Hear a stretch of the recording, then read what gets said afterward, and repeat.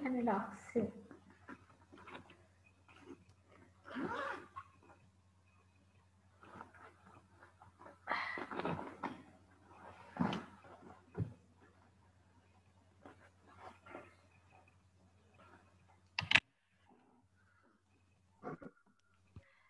Ma'am আসসালামু আলাইকুম। আসসালাম, কেমন আছো তাহিরা? জি ম্যাম ভালো, আপনি কেমন আছেন? আছি বাবা, আলহামদুলিল্লাহ। কি অবস্থা বলো? এই তো। অ্যাসাইনমেন্ট নিয়ে বেশি ব্যস্ত?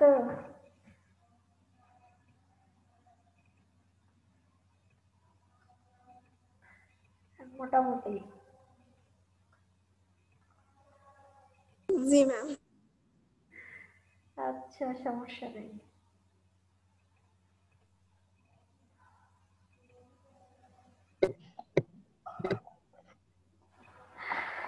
আমরা গত ক্লাসে কি করছিলাম? পল্লী জননী, তাই তো?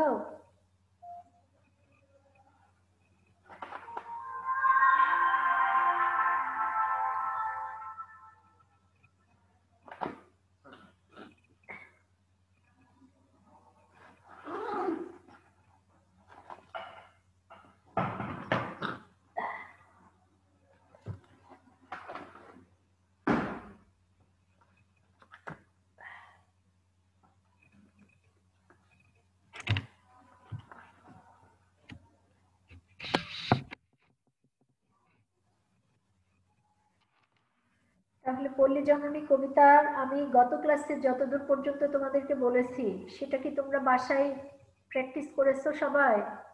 সেই অংশটা খুব ভালো করে দেখেছো, পড়েছো?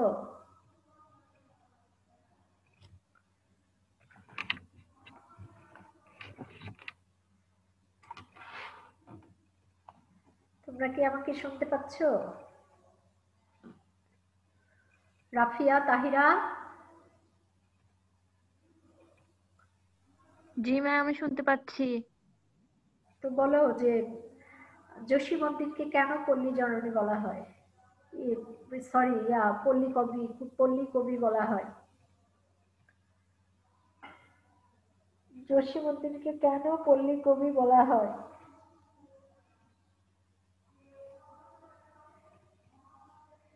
যে কেউ বলো।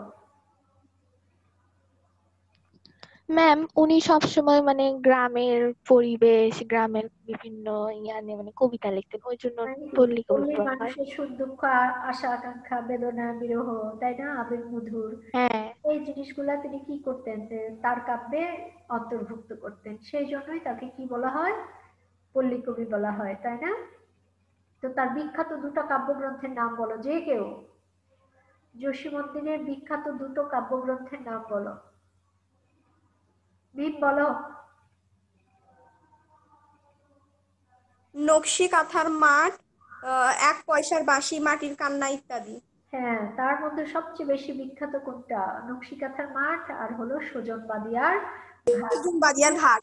হ্যাঁ, অন্যগুলো বিখ্যাত, কিন্তু এই দুটা গ্রন্থ বেশি বিখ্যাত, আর বিশেষ করে নকশিকাঁথার মাঠ। এটা হলো বিদেশি ভাষায় অনুদিত হয়েছে, আমি গত ক্লাসেও তোমাদেরকে বলেছিলাম। তো এখানে আসলে বলছে যে আসলে মানে এই পল্লী জননী কবিতা আমি যে যতটুকু তোমাদেরকে করালাম, এই অংশটাতে আসলে কবি জসীমউদ্দিন কি বোঝাতে চেয়েছিলেন গত ক্লাসে আমি যতদূর তোমাদেরকে করিয়েছি?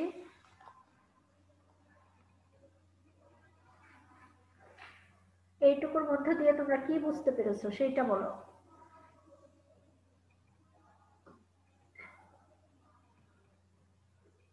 যে কেউ বলো।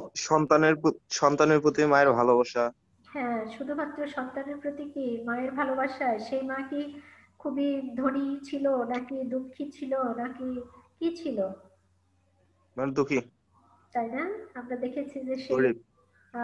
মানে গ্রামীণ পটভূমিতে একটা মানে যে মা তার সন্তানের কি চিকিৎসার কোনো ব্যবস্থা করতে পারে না, কোনো খাবারের ব্যবস্থা করতে পারে না, শুধুমাত্র তার অন্তরের যে ভালোবাসাটুকু আছে, যে স্নেহ মায়া মমতা, সেটা উজাড় করে দিয়ে সে তার কি করে, যে মৃত্যু পথযাত্রী ছেলেকে রক্ষা করতে যায়, তাই না? যে তার বাড়ি একদম মনে করো যে কুঁড়ে ঘর যেটাকে বলা হয়, জীর্ণ শীর্ণ, বেড়া দিয়ে পাতা দিয়ে ছাওয়া এরকম। আর দেখা গিয়েছে যে সেখানে মনে করো যে এমন পরিবেশে তার বাড়ি যে সেই পচা ডোবা, পচা পাতার গন্ধ আর বাতাস বেড়ার ফাঁক দিয়ে যখন ভিতরে ঢুকে চারদিকে মশা, কি যে একটা মনে করো যে মানে আহ দরিদ্রের যে একটা ছাপ। তো এখানে আমরা দেখেছি যে কিছু হলো সৃষ্টিকর্তার কাছে শুধুমাত্র মানে মিনতি তিনি জানিয়েছেন, তারপরে কিছু দান খয়রাত তিনি মোমবাতি দিতে চেয়েছেন এবং দরগায় তিনি দান করতে চেয়েছেন। এবং দেখা গিয়েছে যে সে তার মনের যতটা মনে করো যে মানে চাওয়া পাওয়া আছে সবকিছু দিয়ে সৃষ্টিকর্তার কাছে তিনি তার সন্তানকে কি করেছেন, যে তার সন্তানের প্রাণ ভিক্ষা চেয়েছেন। এর বাইরে আসলে তার কোনো কিছু করার আর ক্ষমতা ছিল না। তো আমরা দেখো যে গত ক্লাসে দেখেছিলাম যে সেই রহিম চাচার ঝাড়া তাকে ভালো করতে পারে কিনা, এরকম মানে ছেলে যে অসুস্থ হয়ে বিছানায় শুয়ে আছে তারও আসলে এরকম একাধারে শুয়ে থাকা একদম মনে করো যে ভালো লাগে না। তো এর পরের যে অংশ দেখো বলা আছে, শোনো মা আমার লাটাই কিন্তু রাখিও যতন করে, রাখিও ঢ্যাপের মোয়া বেঁধে তুমি সাত নড়ি শিখা ভরে। তার মানে কি, যে লাটাই কি ঘুড়ি উড়ানোর জন্য ব্যবহার করা হয় তাই না, সেই সুতোটা যেখানে বাঁধা থাকে গোছানো থাকে। তো মাকে কি বলছে যে মা, তার মানে কি যে গ্রামে দেখা যায় যে এগুলা নিয়েই ছেলেপেলেরা কি করে যে সেই আনন্দের সময় কাটায়, সেই ঘুড়ি উড়ানো। তো সেই লাটাইটা মাকে কি বলছে যে মা তুমি আমার লাটাইটা কিন্তু অত্যন্ত কি করবা, যত্ন করে রাখবা। আর বলছে রাখিও ঢ্যাপের মোয়া বেঁধে তুমি সাত নড়ি শিখা ভরে। ঢ্যাপ কি, এই যে আমরা যেরকম কি করি যে আহ সেই পপকর্ন কিনে খাই কিংবা ধানের যেরকম খই হয়, তো এখানে ঢ্যাপ এরকম একটা শস্য, যে শস্য থেকে কি করা হয় যে খই ভেজে সেটা গুড়ের মধ্যে দিয়ে মোয়া বানানো, মুড়ির যেরকম মোয়া হয় খইয়ের মোয়া হয়, কিংবা ওরকম পপকর্ন ওটারও যদি মোয়া আমরা বানাতে চাই ওটারও বানাতে পারবো। তো এরকম সেই ঢ্যাপের মোয়া বানাতে বলেছি। আর সাত নড়ি শিকা, শিকা হলো পাট দিয়ে বা রঙিন সুতো দিয়ে তৈরি করা হয়, যার মধ্যে শখের হাঁড়ি কিংবা দেখা যায় যে মানে গ্রামাঞ্চলে সেখানে হাঁড়ি পাতিল টানায় রাখা হয় খুব যত্ন করে। তো সেই বলছে যে মাকে বলছে যে তুমি ঢ্যাপের মোয়া বেঁধে সেরকম কি করবে যে সাতনড়ি শিখা ভরে রাখবে। বলছে যে খেজুরে গুড়ের নয়া পাটালিতে হুরুমের কোলা ভরে। বলছে খেজুর গুড়ের নয়া পাটালি, পাটালি গুড় কোনগুলো, যেগুলো কি থান গুড় বলা হয়, যেগুলো শক্ত। তো এখানে বলছে সেই হুরুমের কোলা, যে হুরুম মানে কি মুড়ি। বলছে যে মুড়ি কি করা হয় অনেক বড় বড় হাঁড়িতে, গ্রামের দিকে দেখা যায় যে মাটির হাঁড়িতে এরকম কি করে মুড়ি রেখে খুব যত্ন করে কাগজ দিয়ে মনে করো পলিথিন বা এরকম যে যেদিক দিয়ে বাতাস ঢুকতে পারবে না সেরকম করে বেঁধে তার উপরে মানে বিভিন্ন ভাবে যেন সেই মুড়িটা যেন একদম কি থাকে মসমসে থাকে, এবং তার মধ্যে সেই খেজুর গুড়টা রাখতে বলছে যে সেই ছেলে কি করবে সুস্থ হয়ে উঠলে সেই গুড় এবং মুড়ি খাবে। এই কথাগুলো আসলে ছেলে সত্যিকার অর্থে জ্ঞান তো বলছে নাকি ঘুম মানে সেই অসুস্থতার ঘোরে সেই বকে যাচ্ছে, যে যেগুলা তাদের জীবনের সঙ্গে জীবন ধারার সাথে যেগুলো হয়তো প্রতিনিয়ত তার মায়ের কাছে হয়তো বা আবদার ছিল, হয়তো বা পেয়েছে, হয়তো বা পায় নাই এরকম। তারপরে বলছে যে ফুলঝুরি শিখা সাজাইয়া রেখো আমার সম্মুখ পরে। মানে কি আমার একদম সামনে তুমি কি করবা যে আমার সম্মুখে সেগুলা তুমি সাজায় সাজায় রাখবা। সেই ফুলঝুরি মানে ওরকম মানে যেগুলো ওই শিকা বা ঝুলানো, যেখানে ঝুলায় ঝুলায় মনে করো যে ওগুলো টাঙায় রাখা যায়, যে সে যেন ইচ্ছা করলেই সেখান থেকে নিতে পারে এবং খেতে পারে। এগুলা সে অনেক প্রলাপ বকে, অনেক কথা বলে, তার মনের কথা তার মাকে বলে। এরপরে বলা আছে দেখো, ছেলে চুপ করে, মাও ধীরে ধীরে মাথায় বুলায় হাত, বাহিরেতে নাচে জোনাকি আলোয় থমথম কালো রাত। এগুলা মনে করো যে সে প্রলাপ বকার মতো একের পর এক মাকে বলে কি করে ছেলে একদম চুপ হয়ে যায়। এবং মাও কি করে যে সারা রাত্রি ধরে ছেলের কি শিওরের পাশে সেই কবে থেকে যে যাচ্ছে সেই জেগে জেগে উনিও ক্লান্ত। তাহলে উনিও কি করে যে ধীরে ধীরে ছেলের মাথায় হাত বোলায় এবং তিনিও হয়তো বা ঝিম মেরে আসে। এরপরে বলছে যে বাহিরে শুধুমাত্র কি যে একদম থমথমে রাত্রির অন্ধকার, আর সেই জোনাকি আলোটা সেই বেড়ার ফাঁক দিয়ে কি করে মা দেখতে পায়। এরপরে বলছে যে কোনোদিন সে যে মায়েরে না বলে গিয়েছিল দুর্বনে। ও, আগের লাইনটা আমি বলি, বলছে রুগ্ন ছেলের শিয়রে বসিয়া কত কথা পড়ে মনে, কোনোদিন সে যে মায়েরে না বলে গিয়েছিল দুর্বনে। সাঁঝ হয়ে গেল তবু আসে না কো আইডাই মার প্রাণ, হঠাৎ শুনিল আসিতেছে ছেলে হর্ষে করিয়া গান। এখানে বলছে যে সেই রুগ্ন অসুস্থ ছেলের শিয়রে বসে মায়ের সেই বিগত দিনের কত কথা মনে পড়ছে। অনেক কথার ভিড়ে তিনি এখানে এই কথাটা এখানে কি করেছেন যে কবি উল্লেখ করেছেন যে একদিন মায়েকে না বলে সে কি করেছিল, কোন দূর দূরান্তের বনের মধ্যে জঙ্গলের মধ্যে গিয়েছিল। তো সন্ধ্যা হয়ে আসছে, কি ব্যাপার, ছেলে এখনো ঘরে ফিরছে না, ফিরছে না। তাহলে মায়ের মনটা কি আনচান করছে, কি আয়দায় করছে। আর গ্রামের লোকেরা কি করে যে সেই সবসময় তাদের মধ্যে একটা কুসংস্কার, বা তারা এতটাও আধুনিক ছিল না, বা বৈজ্ঞানিক যে ভিত্তিগুলো সেগুলো আসলে ওরকম করে তারা জানতেও না। যে ভূত প্রেত জিন, দেখা যায় যে সন্ধ্যাবেলা কোনো বড় গাছের নিচে দিয়ে আসা, কিংবা হয়তো ওরকম কোনো মেঠো জঙ্গলের ধার দিয়ে যাওয়া আসি, এগুলো করলে আমরা মায়েরা কি করি, অস্থির হয়ে যায় যে খবরদার ওই এলাকায় যাবা না, বা এই সময় যাবা না, দুপুরবেলা যাবা না, রাত্রিবেলা যাবা না। ওগুলোতে কি থাকে, জিন থাকে, ভূত প্রেত থাকে, সেগুলোর আচর তোমার শরীরে লাগতে পারে। এই যে একটা বিষয়, তো এগুলো চিন্তা করছে, আর মায়ের মনটা কি ভয়ে একদম মনে করো যে তিনি খালি মনে করো ঘর বাহির করছে যে কি ব্যাপার, অন্ধকার, মুখ অন্ধকার হয়ে যাচ্ছে, আমার ছেলে এখনো কেন ঘর ফিরছে না। হঠাৎ করে মা এরকম পরিস্থিতিতে দেখলো যে ছেলে কি আনন্দিত চিত্তে মনে করো যে সেই হর্ষ মানে কি আনন্দ, সে আনন্দিত চিত্তে গান করতে করতে ছেলে কি করছে, বাড়ি ফিরছে।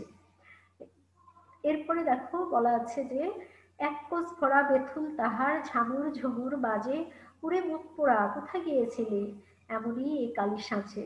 তার মানে কি, বেথুল হলো একটা ফল, বুনো ফল। তাহলে এই যে ফলগুলি দেখা যায় যে হলো একটার সাথে আরেকটা, তেঁতুলের বিচি যেরকম দেখবা যে ওটা কি মরিচা কালারের বা কফি কালারের, মানে একটু খয়েরি টাইপের, তো অনেকগুলো তেঁতুলের বিচি যদি এক জায়গায় করা হয় ওগুলো শক্ত টাইপের, তো ওগুলোও কিন্তু হাতের মধ্যে নিয়ে যদি একটু নাড়াচাড়া করা হয় একটা শব্দ হয়। তারপরে এরকম অনেক বীজ আছে যেগুলো এরকম, তো এই বেথুল এক ধরনের ফল, যেগুলো সে কোচের মধ্যে অনেকগুলো ভরে নিয়ে কি করছে, সেই আনন্দিত চিত্তে গান করতে করতে কি করছে, বাড়ি ফিরছে। আর সেগুলো মনে করো যে ওরকম যেরকম পায়ে নাচার সময় মেয়েরা যেগুলো মনে করো যে পরে ওরকম যে একটা শব্দ, সেই রকম একটা কি হচ্ছে, সেই ঝামুর ঝুমুর করে একটা শব্দ হচ্ছে। আর মা কি করছে, ছেলেকে মুখ পোড়া বলে গাল দিচ্ছে। আসলে এটা তো গালি নয়, মায়ের যে স্নেহের আদর, সেই আদর মাখা গালি। যে মুখ পোড়া, তুই কোথায় গেছিলি, এই কালি একদম মনে করো যে কালো সাঁঝ লেগে এসছে, তাহলে তো তোর আরো আগে তো বাড়ি ফেরার কথা, আমি কত রকমের চিন্তা করছি। তো সেই অসুস্থ রুগ্ন ছেলের শিয়রে বসে মা কি করছে, এইসব চিন্তা করছে। এরপরে বলছে যে কত কথা আজ মনে পড়ে তার, গরিবের ঘর তার, ছোটখাটো কত বায়না ছেলের পারে নাই মেটাবার, আড়ঙের দিনে পুতুল কিনিতে পয়সা জোটেনি তাই, বলেছে আমরা মুসলমানের আড়ং দেখিতে নাই। তার মানে কি, যে এরকম আরো কত কথা মা কি করছে, যে বসে বসে সেগুলো চিন্তা করছে, যে সে অত্যন্ত গরিব, তার একটা পয়সা বের করার কোনো ক্ষমতা ছিল না। বলছে যে সে নিজেকে গরিব বলে এখানে উল্লেখ করেছে। বলছে যে ছেলে কত ছোট ছোট বায়না করেছে মায়ের কাছে, যে যেগুলো হয়তো বা মায়ের পূরণ করা উচিত ছিল, কিন্তু কি সে মা পূরণ করতে পারেনি, কিসের কারণে, অভাবের কারণে। তো আড়ং বলতে এখানে মেলা অর্থেই বোঝানো হয়েছে, মেলা অথবা হাট বাজার এরকম। তো এরকম মেলার দিনে তো মেলায় গেলে তখন দেখা যায় তো যে সেই প্লাস্টিকের পুতুল বলো কিংবা মাটির পুতুল বলো, সেগুলো তো ওগুলোরই বেশি চাহিদা ছিল। আমরাও গিয়েছি, দেখা গিয়েছে যে 1 টাকা হইলেই একটা মাটির পুতুল বা ওরকম প্লাস্টিকের পুতুল পাওয়া যায়। তো সেটার প্রতি যে কত রকমের নেশা, এবং সেগুলা দেখতে এত সুন্দর ছিল, সেই বিভিন্ন মনে করো যে আকৃতির, ছোট বড় মাঝারি। তো তো এরকম বলছে যে সেরকম একটা আরবের দিনে কি করেছিল, যে মায়ের কাছ থেকে পয়সা চেয়েছিল যে মা আমাকে একটা পুতুল কেনার পয়সা দাও, আমি একটু মেলায় যাব। তো তখন মা কি বলেছে যে তার সেই অপারগতা ঢাকার জন্য ছেলের সঙ্গে ছলনা করেছে, ছেলেকে মিথ্যা কথা বলেছে যে আসলে তার কাছে কোনো পয়সা নাই, কিন্তু ওই মুহূর্তে ছেলেকে তো কিছু বলে আটকাতে হবে। সেই জন্য বলছে যে শোনো, আমরা মুসলমান, আমরা আমাদের আসলে ওই আড়ং বা মেলায় এগুলো যাওয়া আমাদের বিধানে নাই, ইসলামিক বিধানে নাই। তাহলে ও তো ছোট মানুষ, ও কি এগুলা বোঝে? ও কি ধর্মের বিষয়গুলি বোঝে? সবাই যা করে তার মনে করো আশেপাশের জন তারও সেটা করতে ইচ্ছা করে। তো এখানে তখন সে কি করে, মায়ের কাছে আবার প্রশ্ন করে যে করিম সে গেল, বলছে আজিজ চলিল, এমনি প্রশ্নমালা উত্তর দিতে দুঃখিনী মায়ের দ্বিগুণ বাড়িত জ্বালা। বলছে যে করিমকে গেল, আজিজ গেল, তার মানে কি করিম আজিজ তার কি প্রতিবেশী বা তার পাড়ায় থাকে বা তার বন্ধু? তাহলে তারা যে গেল তারাও তো মুসলমান, তাহলে আমাকে তুমি যেতে দিচ্ছ না কেন? তো এই প্রশ্নের উত্তর আর মা কোনোভাবেই দিতে পারতো না। কি হতো যে ছেলের কাছে তাকে মনে করো যে সে লজ্জিত হওয়া হোক, ছোট হওয়া হোক, বা ছেলের কাছে মিথ্যে কথা বলা হোক, যে ওই বাহানাটা মেটানোর ক্ষমতা তার মায়ের মোটেও ছিল না। সেই জন্য সে কি করেছে, যে এরকম একটা কথা বলে ছেলেকে মনে করো যে সেই মেলা যাওয়া থেকে বিরত রেখেছে। এরপরে বলছে যে আজও রোগে তার পথ্য জটিল, ওষুধ হয়নি আনা, ঝড়ে কাঁপে যেন নীরের পাখিটি জড়ায় মায়ের ডানা। এখানে বলছে যে এত যে অসুস্থ ছেলে, পথ্য মানে কি, খাবার দাবার, রুগীর যে খাবারগুলি যেগুলো খেলে খুব সহজে কি হবে, যে হয়তো বা রোগ থেকে সেরে উঠবে, পুষ্টি পাবে, আর ঔষধ তো আনাই হয়নি, তাহলে ছেলে ভালো হবে কি করে? না কোনো ঔষধ দিতে পেরেছে, না কোনো পথ্য দিতে পেরেছে, কোনোটাই দিতে পারেনি। তো সেই যখন ঝড় আসে, কালবৈশাখী হোক বা এমনি কোনো ঝড় হোক, তখন কি করে যে গাছের ডালপালা ভেঙে চুরে তছনছ হয়ে যায়, পাখির বাসা মনে করে যে ছিন্ন ভিন্ন হয়ে যায়। তখন তারা কি এমন অসহায় অবস্থায় পড়ে যে সেই প্রাকৃতিক দুর্যোগের মধ্যে, তারপরেও মায়েরা, সেই মা পাখিরা কি করে, তার সন্তানদেরকে সেই ডানা জাপটে মনে করো ডানার মধ্যে আঁকড়ে রেখে ওই মুহূর্তে সেই তার বাচ্চাদেরকে বাঁচানোর চেষ্টা করে। তো আমরা এখানে দেখতে পাচ্ছি যে আমাদের এই মাও কি করছে, যে তার সন্তানের জন্য এগুলো না করতে পারলেও তার স্নেহ মায়া মমতা দিয়ে শুধুমাত্র তাকে মনে করো বুকে আগলে রেখে বাঁচানোর চেষ্টা করছে। বলছে ঘরের চালেতে হুত্তুম, ডাকিছে অকল্যাণ এসুর, মরণের দূত এলো বুঝি হায়, হাকে মায় দূর দূর। তার মানে কি, যে ঘরের চালে কি হুতুম পেঁচা পাখি ডাকছে। তো হুতুম পেঁচা আমরা মনে করি যে সেই একটা আছে লক্ষ্মী পেঁচা, যেটাকে কি বলা হয়, মঙ্গল বলা হয়, যে লক্ষ্মী পেঁচা যদি ডাকে তাহলে তোমার জীবনে কোনো কি হবে, শুভ বার্তা আসবে বা নিয়ে আসবে, এরকম। আর এই হুতুম পেঁচা যদি ডাকে তাহলে আমরা কি করি, এটাও এক ধরনের কুসংস্কার।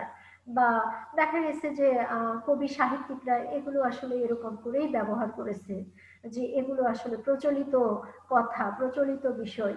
তো এই হুতুম পেঁচা কি করে, যে অকল্যাণ ডেকে নিয়ে আসে, যে যার বাড়ির আশেপাশে মানে এই হুতুম পেঁচা ডাকে বা তো এখানে বলছে যে সেই তারই ঘরের চালে যখন হুতুম পেঁচা ডাকছে, তার মনের মধ্যে মনে হচ্ছে এই আমার জীবনে কি যে একটা সর্বনাশ মনে করো যে আসার জন্য অপেক্ষা করছে। তো সেই অকল্যাণের সুর, আর মা সেই হুতুম পেঁচা ডাকছে বলে মনে হচ্ছে এই বুঝি মরণের দূত, মানে কি আজরাইল কি হলো, চলে আসলো এবং তার ছেলের প্রাণ নিয়ে চলে গেল। সেই জন্য সে কি করছে, দূর দূর করে সেই হুতুম পেঁচাকে ঘরের মধ্য থেকে তাড়ানোর চেষ্টা করছে। বলছে পচা ডোবা হতে বিরোহিনী ডাক ডাকিতেছে ঝুরি ঝুরি, কৃষাণ ছেলেরা কালকে তাহার বাচ্চা করেছে চুরি।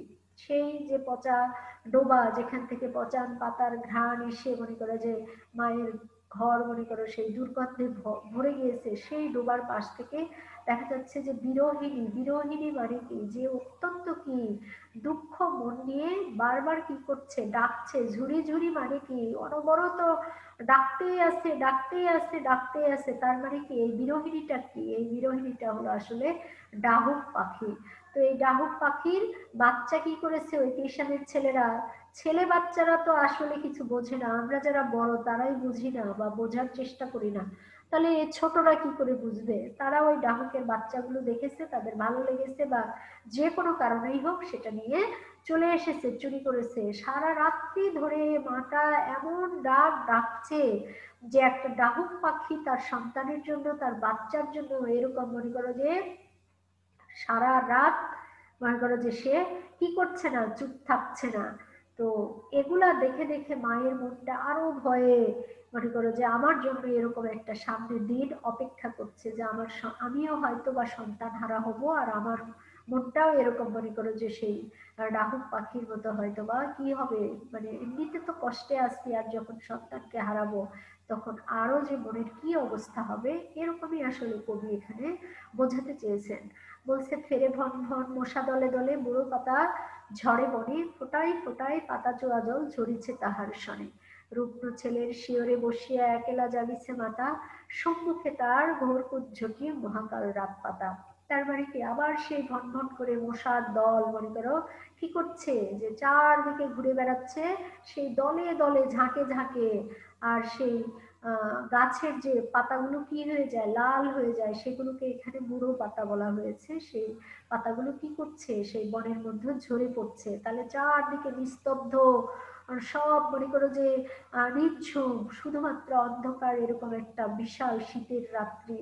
তাহলে ওই যে পাতাটা ঝরে পড়ছে সেটাও কি হচ্ছে, যে এই রাত জাগা মা বুঝতে পারছে।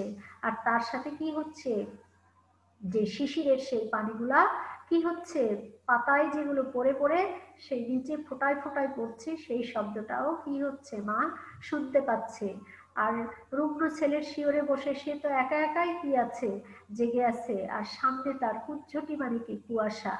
এখানে সেই মহাকাল বলতে কি বোঝানো হয়েছে, যে সেই সামনের যে একটা বিশাল সময়, যে কালের আর কোনো শেষ হয় না। আর এখানে বোঝানো হয়েছে যে শীতের রাত্রি, সেই রাত্রিটা মায়ের কাছে এত ঘুরঘুরটি অন্ধকার মনে হচ্ছে, আর অনন্ত মনে হচ্ছে, যেন এই রাত্রির কি অন্ধকার কেটে গিয়ে সূর্যের আলোর রেখা হয়তো বা আর সেই মায়ের জীবনে নাও দেখা দিতে পারে। যে একমাত্র তার স্নেহের ধন সন্তান তাকে ছেড়ে যদি চলে যায়, তাহলে কি হবে, সারা জীবনটাই আসলে তিনি হয়তো বা অন্ধকারের মধ্য দিয়েই তাকে কাটাতে হবে। আর এখানে শীতের রাত্রি এমনিতেই তো অনেক বড় হয়, আর নির্ঘুম রাত্রি কিংবা বিপদ আপদের সময় দেখবা যে কোথাও তুমি যাচ্ছ, খুব তাড়াতাড়ি যেতে হবে, সেই রাস্তাটা শেষ হতে চায় না। কিংবা রাত্রিবেলা কেউ অসুস্থ হলো, যে সকাল হলেই হয়তো আমি কোনো ব্যবস্থা করব, দেখবা যে সেই রাত্রির যেন আর কোনো শেষ হয় না। তো এরকমই আসলে মা বলছে যে সেই কুয়াশাচ্ছন্ন সেই মহাকাল, সেই এই যে রাত্রি পেরোনো এই সময়টা, এই অন্ধকারটা শেষ হয়ে তার জীবনে হয়তোবা বা সকালের সূর্য তার জীবনে হয়তোবা আর আসবে না। এরকম করেই মনে করো যে মা অস্থিরতার মধ্য দিয়ে এই সময়গুলো পার করছে। তারপরে বলছে পার্শ্বে জ্বলিয়া মাটির প্রদীপ, বাতাসে জমাই খেল, আধারের সাথে জুঝিয়া তাহার ফুরায়ে এসেছে তেল। এখানে বলছে যে আসলে এই লাইন দুটি কি রূপক অর্থে এখানে ব্যবহার করা হয়েছে। আসলে আপাত দৃষ্টিতে আমাদের মনে হলেও মায়ের যে সেই ল্যাম্প বা বাতি জ্বালানো, সেটা সেই সারা রাত্রি ধরে নিবু নিবু করে জ্বলছে, যে এই বুঝি নিববে, এই বুঝি জ্বলবে, বা বেড়ার ফাঁক দিয়ে যে বাতাসটা আসছে সেটা লেগে হয়তো বা কি হচ্ছে, আলোটা সেই মানে জ্বালা নেভার মধ্য দিয়েই সেই প্রদীপটা কি হচ্ছে, জ্বলছে। আসলে এটা আপাত দৃষ্টিতে মনে হলেও এটার কি অন্তর্নিহিত তাৎপর্য এরকম, যে সেই রোগের সঙ্গে লড়াই করে করে কি হচ্ছে, সেই দুঃখিনী মায়ের ছেলের কি হচ্ছে, জীবন যেন শেষ হয়ে আসছে, তার জীবন প্রদীপ যেন কি একটু একটু করে নিভে যাচ্ছে, তার সেই রোগের সাথে লড়াই করে থাকার যে ক্ষমতা, সেই ক্ষমতাটা শেষ হয়ে যাচ্ছে। তো এরকম করেই আসলে কবি এখানে কি করেছেন, উল্লেখ করেছেন যে তেল শেষ হয়ে গেলে যেরকম প্রদীপ নিভে যায়, তো আয়ু শেষ হয়ে গেলে কি হবে, যে ছেলে মারা যাবে, কিংবা তার রোগের সঙ্গে লড়াই করতে করতে সে যখন আর কি করে উঠবে না, পেরে উঠবে না, তখন তাকে জীবনের কাছে হার মানতে হবে। তো এরকম পরিস্থিতিতে আসলে কবি কি করেছেন, যে এই কবিতাটা এখানে শেষ করে দিয়েছেন। তো আমরা কিন্তু এখানে কি করলাম, যে সবচেয়ে পুরো মানে পুরো কবিতাটাই আমরা একটা মায়ের সেই অন্তর বেদনা বা অন্তর জ্বালা, সেই মনে করো যে দারিদ্র্যের যে কষাঘাত, এবং সন্তানের জন্য যে ভালোবাসা, চোখের সামনে সন্তান কি হয়ে যাচ্ছে, যে মৃত্যু পথযাত্রী কিংবা তার আয়ু শেষ হয়ে যাচ্ছে, মা শুধুমাত্র অপেক্ষার প্রহর গুনছে, যে হয়তোবা আর কিছুক্ষণ বেঁচে থাকবে, হয়তোবা আর কিছুক্ষণ আছে, হয়তোবা আর একদিন এই যে দিন গোনা, এই যে সময় গোনা, এই যে আয়ু গোনা, এবং বসে বসে তার অন্তরের স্নেহ মায়া মমতা দিয়ে ছেলেকে যে মনে করো আঁকড়ে থাকা বা বাঁচাবার যে চেষ্টা, এর বাইরে আসলে সেই মা আর কিছুই করতে পারেনি। তো এই যে একটা বিষয়, সেই বিষয়টাই কিন্তু কবি কি করেছেন যে এই কবিতার মধ্য দিয়ে প্রকাশ করেছেন। আর এখানে তোমাদের যে শব্দার্থগুলি দেওয়া আছে, কয়েকটা দেওয়া আছে, একটু টিকা আকারে দেওয়া আছে, এগুলো কিন্তু আমি সবই তোমাদেরকে বলে দিয়েছি যখন আমি কবিতার লাইন করাই। তারপরেও আমি আবার বলছি, দেখো যে এখানে বলা আছে যে যেমন পচান, পচান শব্দের অর্থ বলছে যে পচে গেছে এরকম। আর বলছে নামাজের ঘরে মোমবাতি, আমরা সবাই জানি যে মোমবাতি আসলে ওই সেই মসজিদে অনেক সময় জ্বালানো হয় বিভিন্ন দোয়া মাহফিল যখন এ করে, কিংবা রাত্রির অন্ধকারে দোয়া মাহফিল না তো ভুল বললাম, ওইটা তোমার তখন তো তোমার ওই যে আগরবাতি বা ধূপকাঠি এরকম কিছু একটা জ্বালায়। আর এটা হলো ওই মোমবাতি হয়তো রাত্রের যখন এরশাদ নামাজ হয় কিংবা আজান হয় সেই সময় ব্যবহারের জন্য কাজে লাগে। তো মানুষ সেই অসুখ বিসুখ বা বিপদ আপদ হলে কি করে, যে এখান থেকে পরিত্রাণ পাওয়ার জন্য সেই মানত করে, প্রতিজ্ঞা করে যে এটা যদি আমার মনের আশা পূর্ণ হয়, কিংবা আমার যদি ছেলে বা আমার মেয়ে বা আমি নিজে যদি সুস্থ হই, তাহলে কি করব, যে ওইটা আমি সেখানে দান করব। আর নয়ন নীর মানে চোখের জল, এটা তো আমরা সবাই জানি।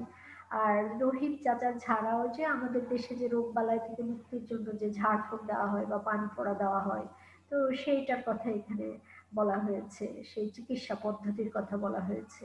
আর আরব মানে হাট বাজার বা মেলা অর্থে, যে হাটের দিন বাজার বসে, বিশেষ করে গ্রামীণ অঞ্চলে যে মেলা বসে সেটাকেই আরব বলা হয় এরকম। আর পল্লী জননী কবিতা কোথায় থেকে নেওয়া হয়েছে? রাখালি কাব্যগ্রন্থ থেকে নেওয়া হয়েছে, যেটা 1927 সালে প্রকাশিত। আর এখানে ওই এক কথাই বলা যে আসলে মানে মা হলো মমতাময়ী, স্নেহময়ী। এই মনে করো যে মায়ের মতো স্নেহ বা মমতা করার মতো আর মনে করো যে পৃথিবীতে কেউ থাকে না। 1 মিনিট বাবা, আমি একটা খুবই এমার্জেন্সি কল। হ্যাঁ হ্যালো, হ্যাঁ শুনতে পাচ্ছি। হ্যাঁ। ও রিমেম্বার, আমি একটু ক্লাস নিচ্ছি, আপনি 10 মিনিট পরে ফোন দিয়েন। আচ্ছা।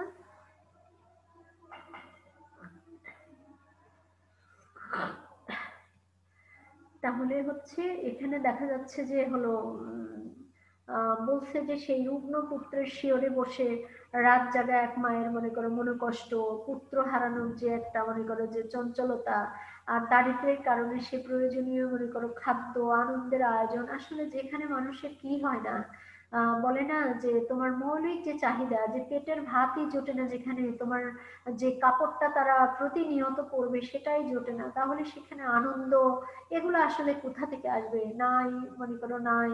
সারাক্ষণ একটা এরকম পরিস্থিতির মধ্যে দিয়ে তাহলে কোন বিষয় নিয়ে তারা শখ করবে বা আনন্দ করবে? তো এখানে সেই কথা বলা হয়েছে যে সে আনন্দ আয়োজন এগুলা কোনো কিছুই পারে না। তো সেই ব্যর্থতার কথাই আসলে এখানে কবি এই কবিতায় উল্লেখ করেছেন। আর বলছে যে পুত্রের শিয়রে কি হচ্ছে, যে নিবু নিবু মনে করো প্রদীপ, চারদিকে মশার অত্যাচার, বেড়ার ফাঁক দিয়ে সেই রাতের শীত। আর আহ ছেলে বা মানুষ, অসুস্থ মানুষের আসলে ঘুম আসবে না, এটাই স্বাভাবিক। আর তার সঙ্গে যে কি করবে, সেবা করবে, শুশ্রূষা করবে, সেও ঠিক একই পর্যায়ে থাকবে, যে তারও আসলে ঘুম আসবে না, এবং সেও দেখা যায় যে ওই রুগী টানতে টানতে নিজেও অসুস্থ বোধ করবে। তো বলছে মা পুত্রকে আদর করে, রোগ ভালো করে দেবার জন্য সে মানত করে, কিন্তু কি সেই দুরন্ত ছেলে মায়ের কাছে আবার আবদার করে যে যখন সে ভালো হবে তখন যেন মা তাকে কিছু না বলে, তাকে যেন কি করে, যে খেলতে যেন দেয়, কিংবা সেই করিমের সাথে খেলতে গেলে যেন তাকে মানে শাসন না করে, কিংবা কোনো কিছুই যেন না বলে, এরকম করে মায়ের কাছ থেকে সে কি করে, অসুস্থ অবস্থায়, মা এই মুহূর্তে দুর্বল, মনে করো যে আমার ছেলে প্রতিদিনই খেলুক, কোনো আপত্তি নেই, তাও আমার ছেলে কি হোক, ভালো হয়ে উঠুক, তাই না?